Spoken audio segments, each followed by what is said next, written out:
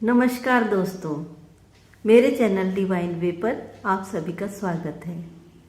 आज रामनवमी है। मैं आप सभी को रामनवमी की हार्दिक शुभकामनाएं देती हूँ। भगवान राम की कृपा आप पर हमेशा बनी रहे। आज नवरात्रि की नवमी तिथि भी है। इस दिन माँ सिद्धिदात्री की पूजा की जाती है। भगवान राम ने माँ दुर्गा की पूजा की थी। पूजा से प्रसन्न होकर माँ ने भगवान राम को विजयी होने का आशीर्वाद दिया था। आइए जानते हैं भगवान राम के जन्म की कथा। महाकवि तुलसीदास ने इसी दिन महाग्रंथ रामचरितमानस की रचना भी शुरू की थी। रामनवमी के दिन को भगवान राम के जन्मोत्सव के रूप में पूरे भारत में बड़ी ही श्रद्धा और भक्तिभाव के साथ मनाते हैं। इस दिन लोग घरों में पूजा करते हैं और उपवास रखते हैं। ऐसी मान्यता है कि इस दिन व्रत और पूजा करने से भगवान राम अपने भक्तों को अपनी कृपा से तार देते हैं। रामायण और रामचरितमानस हमारे पवित्र ग्रंथ हैं। तुलसीदास जी ने श्री राम को ईश्वर मानकर रामचरितमानस की रचना की, किंतु आदि कवि वाल्मीकि ने अपने रामायण में श्री राम को मनुष्य ही माना है। अयोध्या के महाराजा दशरथ ने पुत्र प्राप्ति हेतु यज्ञ करने की ठानी। महाराजा की आज्ञा के अनुसार शामकर्ण घोड़ा चतुरंगिनी सेना के साथ छुड़वा दिया गया। महाराज दशरथ ने समस्त मनस्वी, तपस्वी, विद्वान, ऋषि मुनियों तथा वेदविज्ञ प्रकांड पंडितों को इस यज्ञ कराने के लिए बुलवा भेजा।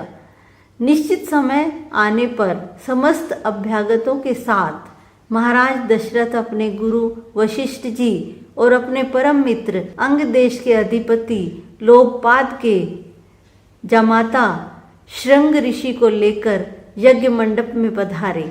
इस प्रकार महान यज्ञ का विधिवत शुभारंभ किया गया। संपूर्ण वातावरण वेदों की ऋचाओं से उच्च स्वर में पाठ करने तथा समिधा की सुगंध से महकने लगा।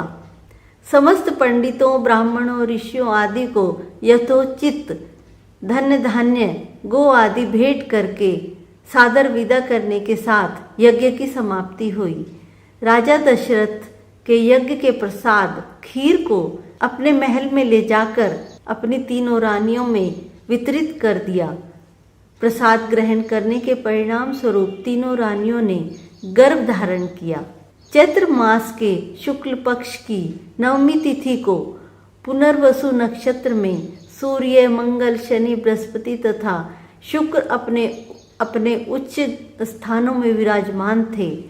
कर्क लग्न का उदय होते ही महाराज दशरथ की बड़ी रानी कौशल्या के गर्भ से एक शिशु का जन्म हुआ, जो कि नील वर्ण, चुंबकीय आकर्षण वाले, अत्यंत तेजोमय, परम कांतिवान तथा अत्यंत सुंदर था। उस शिशु को देखने वाले देखते रह जाते थे। इसके पश्चात शुभ नक्षत्रों और शुभ घड़ी में महारानी कैकेयी के एक तथा तीसरी रानी सुमित्रा के 2 तेजस्वी पुत्रों का जन्म हुआ।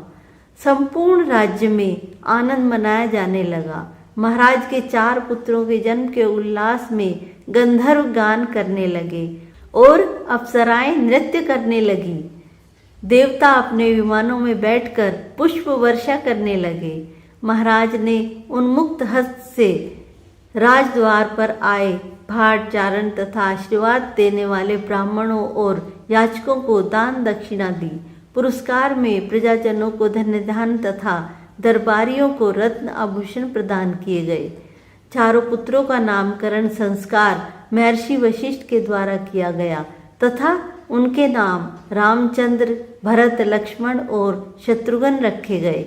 आयु बढ़ने के साथ साथ ही रामचंद्र गुणों में भी अपने भाइयों से आगे बढ़ने तथा प्रजा में अत्यंत लोकप्रिय होने लगे। कहते हैं कि भगवान राम 12 कलाओं से युक्त थे। उनमें अत्यंत विलक्षण प्रतिभा थी, जिसके परिणाम स्वरूप अल्पकाल में ही वे समस्त विषयों में पारंगत हो गए।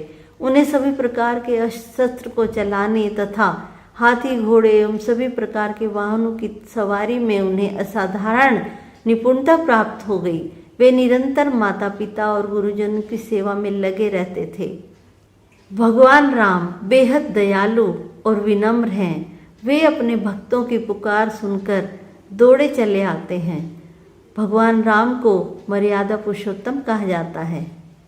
उम्मीद है आपको वीडियो पसंद आई होगी। अपने कमेंट्स जरूर दें और मेरे चैनल को सब्सक्राइब करना ना भूलें। मैं हूँ मंजू शर्मा। धन्यवाद।